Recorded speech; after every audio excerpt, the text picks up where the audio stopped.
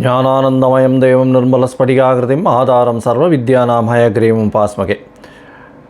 நேயர்கள் அனைவருக்கும் astro KS. ஐயங்காரின் பணிவான நமஸ்காரங்கள். வார பலன் 29/4/2024 5/5/2024 வரலும் உண்டான வாரத்திற்கு மேஷம் முதல் மீனம் வரை என்னென்ன பலன்கள்னு பார்ப்போம். முதல்ல இந்த வாரத்தில் இருக்கக்கூடிய கோல்சாரம் என்ன, இந்த வாரத்தில் வரக்கூடிய விசேஷ நாட்கள் என்ன, இந்த வாரத்தில் எந்தெந்த ராசிக்காரர்களுக்கு சந்திராஷ்டமம், இது வழியாக பார்க்கலாம். முதல்ல இந்த வாரத்தினுடைய கோல்சாரம் அப்படின்னு பார்க்கும்பொழுது காலபுருஷ தத்துவத்தின் முதல் ராசியான மேஷ ராசியில் சூரிய பகவான், ஏன்னா சித்திர மாதத்தில் இருக்குது, சூரிய பகவான், சுக்கிரன், குரு 3 கிரகங்கள் இந்த வாரத்தில் 6ஆம் இடத்துல, அதாவது ஆரம்பிக்கும் பொழுது பார்த்தோம்னா இந்த வாரம் ஆரம்பிக்கும் பொழுது கன்னியா ராசியில் கேது பகவானும், சனி பகவான் கும்பத்திலையும், செவ்வாய், புதன், ராகு இந்த 3 கிரகங்கள் மீனத்திலையும் இருக்கக்கூடியது இந்த வாரத்தினுடைய விசேஷம்.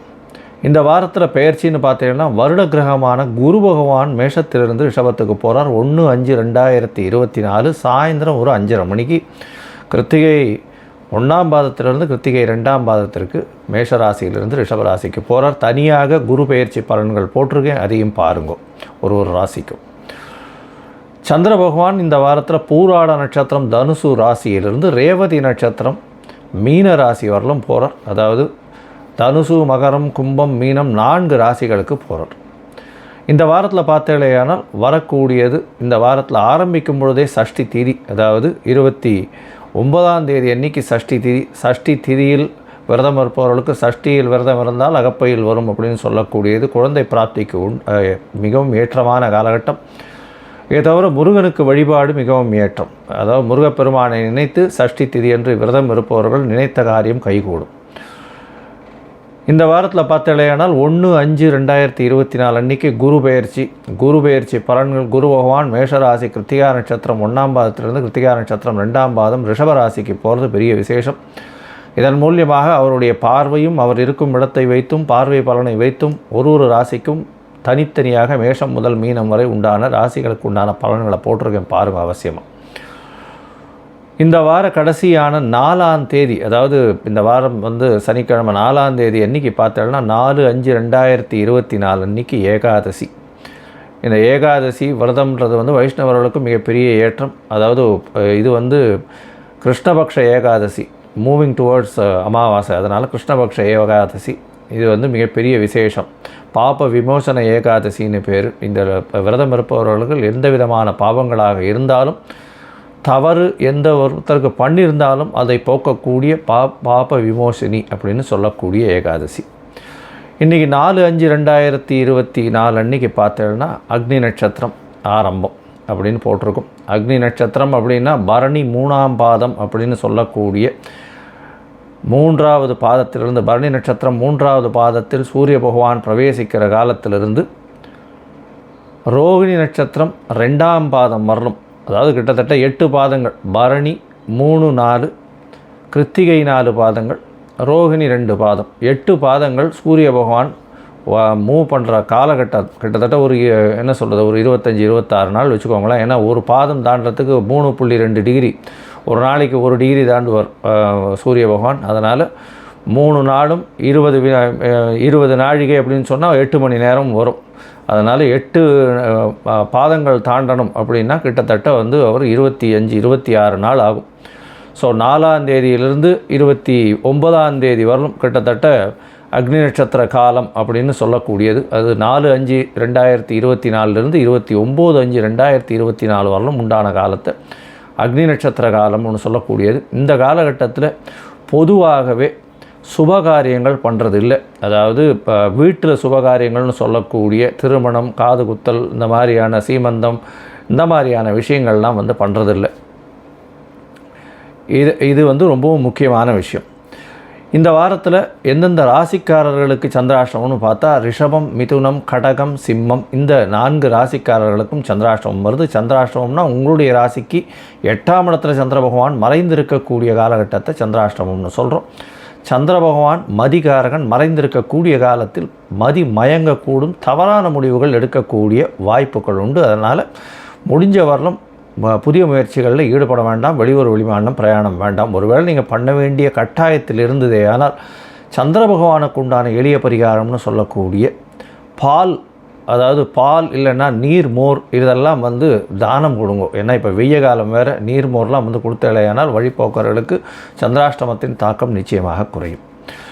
சரி, இப்போ மேஷம் முதல் மீனம் வரை 29/4/2024 5/5/2024 வரை உண்டான வாரத்திற்கு எப்படி இருக்குன்னு பார்ப்போம். அதற்கு முன்னாடி என்னுடைய மொபைல் நம்பர் கீழே ஸ்க்ராலிங்கில் போயிட்டு இருக்கோம். உங்களுக்கு அஸ்ட்ராலாஜிக்கல் கன்சல்ட் தேவைப்பட்டதுன்னா எனக்கு காண்டாக்ட் பண்ணுங்க.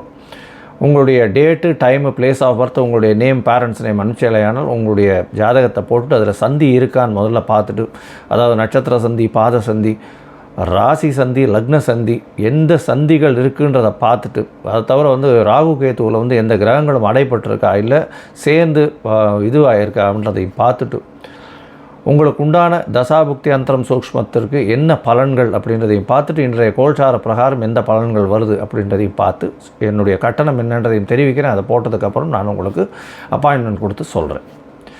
இப்போது மேஷம் முதல் மீனம் வரை 29/4/2024 5/5/2024 வரை உண்டான பலன்களை பார்க்கலாம். ரிஷபம், கிருத்திகை, ரோகிணி, மிருகசீரிஷம் இந்த 3 நட்சத்திரம் 9 பாதங்களை கொண்ட ராசி. ராசி அதிபதி சொல்லக்கூடியவர் சுக்கிர பகவான். உங்களுடைய ராசிக்கு 12ஆம் இடத்துல இந்த வாரத்தில் சஞ்சரிக்கிறார். இந்த வாரம் பார்த்தடையானால் உங்களுடைய ராசிக்கு 12ஆம் இடத்துல 3 கிரகங்கள் இருக்கக்கூடிய காலகட்டமாக இருக்குது. 11ஆம் இடமும் 3 கிரகங்கள் இருக்குது. இதன் மூலியமாக உங்களுடைய செலவுகள் மிகவும் சுப செலவுகளாக இருக்கக்கூடிய காலகட்டம். ஏன்னா சுக்கிரன், குரு 2 பேருமே வந்து 12ஆம் இடத்துல இருக்கிறார். 12ஆம் இடத்துல இருக்கிறதுனால கணவன் மனைவியினுடைய ஒற்றுமை நல்லபடியாக இருக்கும். 7ஆம் அதிபதி 11ஆம் இடத்துல இருக்கிறதுனால பார்ட்னர்ஷிப் பிஸ்னஸில் பெரிய ஏற்றம் கிடைக்கக்கூடிய காலகட்டமாக இருக்கும். உடல் நலத்தில் நல்ல ஒரு ஏற்றம் இருக்கக்கூடிய காலகட்டம். உங்களுடைய ராசிக்கு 1ஆம் தேதி அன்றைக்கி 1/5/2024 அன்றைக்கி குரு பகவானும் வந்துடுறார். உங்களுடைய ராசியின் 8ஆம் அதிபதினு சொல்லக்கூடியவர், 11ஆம் அதிபதினு சொல்லக்கூடியவர் உங்களுடைய ராசியிலே வர்றது பெரிய ஏற்றம். வீட்டை விட்டு வெளியில் போய் வெளிநாடு, வெளியூர், வெளிமாநிலம் செல்லக்கூடிய பாக்கியம் நிச்சயமாக உண்டு. ராசிக்கு 5ஆம் இடத்தை பார்க்குறதும் ஒரு பெரிய ஏற்றம். உங்களுடைய அதாவது பெரிய மாற்றங்கள் நிகழக்கூடிய வாய்ப்புகள் நிச்சயமாக உண்டு. குரு பகவானுடைய மாற்றத்தினால பெரிய ஏற்றம் கிடைக்கக்கூடிய காலகட்டம். குரு பயிற்சி பலன்கள் தனியாக போட்டிருக்கேன், அவசியமாக பாருங்கள். உங்களுடைய ராசிக்கு பார்த்தலையானால் 12ஆம் இடத்துல சுக்கிர பகவான், ராசிநாதன் 12ஆம் இடத்துல போகிறதுனால ஒரு நல்ல பெரிய ஏற்றம் இருக்கும். அதாவது சுக்கிர பகவானுக்கு 12ஆம் இடம் மறைவு ஸ்தானம் கிடையாதுன்னு ஜோதிட சாஸ்திரம் சொல்கிறது. இதன் மூலியமாக பெரிய ஏற்றம் இருக்கும். கணவன் மனைவியிடையே நல்ல ஒரு ஏற்றம் கிடைக்கக்கூடிய காலகட்டம். புதிய வேலை கிடைக்கும். வேலையின் மூலியமாக வெளியூர், வெளிமாநிலம், வெளிநாடு செல்லக்கூடிய பாக்கியம் உண்டு. வெளிநாட்டிலிருந்து நல்ல சுப செய்தி வரக்கூடிய வாய்ப்புகள் நிச்சயமாக உண்டு. அதை தவிர உங்களுடைய ராசியில் இருக்கக்கூடிய இந்த கலைத்துறையில் இருக்கிறவர்களுக்கு பெரிய ஏற்றம் கிடைக்கக்கூடிய காலகட்டம். கலைத்துறையில் வந்து அதுவும் லைட்மேன், கேமராமேன் இவாளுக்கெல்லாம் பெரிய ஏற்றம் இருக்கும். இதை தவிர பார்த்தலையானால் ஆர்ட் டைரக்டர்ஸுக்கு பெரிய ஏற்றம் இருக்கக்கூடிய காலகட்டம். பால் 12 தொழிலில் இருக்கிறவாளுக்கு பெரிய ஏற்றம் இருக்கக்கூடிய காலகட்டம். பால் வந்து இந்த மாற்று, அதாவது பாலோட மிச்சத்தெல்லாம் சேர்த்து இந்த பால், ரோஸ் மில்க் இந்த மாதிரியான விஷயங்கள் கொடுக்குறார் இல்லையா, குளிர்பானங்கள் குடிக்கிறார் இல்லையா, அது வந்து பெரிய ஏற்றத்தை கிடைக்கக்கூடிய காலகட்டமாக இந்த வாரம் அமைப்போகிறது. இந்த வாரத்தில் பார்த்தீங்கன்னா உங்களுடைய ராசிக்கு 11ஆம் இடம் அதிகமாக செவ்வாய், புதன் மற்றும் ராகு 3 கிரகங்கள் இருக்கக்கூடிய காலகட்டம். இதனால் என்ன அப்படின்னா 12ஆம் அதிபதி 12க்கு 12 போகிறதுனால இதன் மூலியமாக உங்களுடைய செலவுகள் கட்டுப்பாட்டில் இருக்கும்.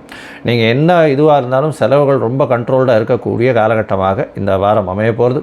உங்களுடைய ராசிக்கு 10ஆம் இடத்துல சனி பகவான் ஆட்சி பெற்று போயிருக்கிறது, மூல திரிகோணத்தில் இருக்கிறது பெரிய ஏற்றம்.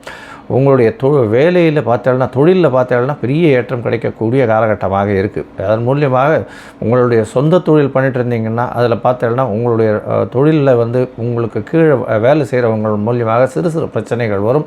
இருந்தாலும் அதை நீங்கள் ஈஸியாக சமாளிக்கக்கூடிய வாய்ப்புகள் உண்டு. உங்களுடைய ராசிக்கு பார்த்தீங்கன்னா 2/5ஆம் அதிபதினு சொல்லக்கூடிய தன புத்திர காரகன் அப்படின்னு சொல்லக்கூடிய தனபுத்திரஸ்தான அதிபதினு சொல்லக்கூடிய புத பகவான் 11ஆம் இடத்துல நீச்சப்பட்டு போயிருக்கிறதுனால செலவுகள் வந்து குழந்தைகளுக்காக செலவு பண்ண வேண்டிய காலகட்டமாக இந்த வாரம் அமைய போகிறது. பணவரவிற்கு பஞ்சம் இருக்காது. ஏன்னா தனக்காரகன்னு சொல்லக்கூடிய குரு பகவானே உங்களுடைய ராசியில் உட்கார்றது பெரிய விசேஷம். இந்த வாரம் 29/4/2024 5/5/2024 வரலும் அதிவேகமாக செல்லக்கூடிய சந்திர பகவான் உங்களுடைய ராசிக்கு 8ஆம் இடத்துல இந்த வாரத்தை ஆரம்பிக்கிறார். 30ஆம் தேதி காலத்தால் ஒரு 8:30 மணி வரலும் இருக்கக்கூடிய சந்திர பகவான் சந்திராஷ்டம காலகட்டமாக இருக்க போகிறது. புதிய முயற்சிகள் வேண்டாம். அதை தவிர யாருக்கும் ஜாமீன் கையெழுத்து போடாதீங்க. தேவையில்லாத வார்த்தைகளை லூஸ் டாக்ஸ் எதுவும் விடாதீங்க. இந்த காசிப்பிங் பண்ணுறது அந்த மாதிரியான விஷயங்கள் தேவையில்லாமல் பண்ணாதீங்க, நல்லதில்லை. உங்களுடைய ராசிக்கு 10ஆம் இடத்துல அதாவது 9ஆம் இடத்துல சந்திர பகவான் போகிறார். 2ஆம் தேதி அன்னைக்கு ஒரு 11:12 மணி வரலும் காலத்தால் இருக்கக்கூடிய காலகட்டம். இதன் மூலியமாக 9ஆம் இடத்துல சந்திர பகவான் 3ஆம் அதிபதி 9ஆம் இடத்துல போய் இருக்கிறதன் மூலியமாக முயற்சிகள் மிகவும் அதிகமாக இருக்கக்கூடிய காலகட்டம். தந்தையின் உடல்நிலையில் நல்ல ஒரு ஏற்றம் கிடைக்கக்கூடிய காலகட்டம். உங்களுக்கு பெற்றோர்களின் ஆசீர்வாதத்தின் மூலியமாக வெளியூர் வெளிமாநிலம் போகக்கூடிய வாய்ப்புகள் நிச்சயமாக உண்டு. உங்களுடைய ராசிக்கு 10ஆம் இடத்துல சந்திர பகவான் போகிறார். அதாவது 10ஆம் இடத்துல 4ஆம் தேதி அன்னைக்கு மதியம் ஒரு 3:30 மணி வரலும் அங்கே இருக்க சந்திர பகவான். இதன் மூலியமாக உங்களுடைய ராசிக்கு சனி சந்திரன் சேர்க்கை ஏற்படுறது புனர்ப்பு யோகம்னு சொல்லக்கூடியது. அதாவது தொழிலில் ஒரு சிறு முயற்சிகளை மேற்கொண்டு அதன் மூலியமாக வெற்றி பெறக்கூடிய வாய்ப்புகள் மிகவும் அதிகம். இருந்தாலும் புனர்ப்பு யோகம் அமைகிறதுனால சிறு சிறு தடங்கள் அதற்கு பிறகு ஒரு வெற்றி இலக்கை அடையக்கூடிய வாய்ப்புகள் நிச்சயமாக இருக்கும். தாயின் உடல்நிலையில் சற்று கவனம் தேவை.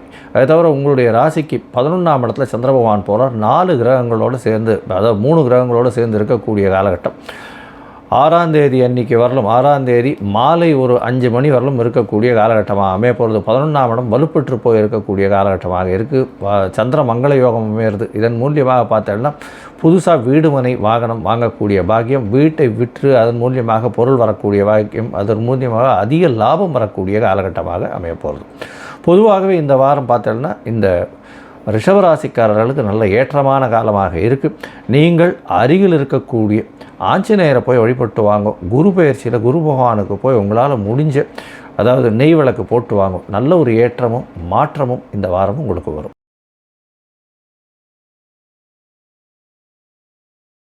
லோகா சமஸ்தா சுகினோ பவந்து. நன்றி, நமஸ்காரம். Astro KS Iyengar YouTube channel பார்த்தமைக்கு நன்றிகள். மேலும் இது போன்ற ஆன்மீக ஜோதிஷ தகவல்கள் உங்களை அடைய அஸ்ட்ரோ KS ஐயங்கார் யூடியூப் சேனல் சப்ஸ்கிரைப் செய்யவும், பெல் ஐக்கானை மறக்காமல் அழுத்தவும். நன்றி, வணக்கம்.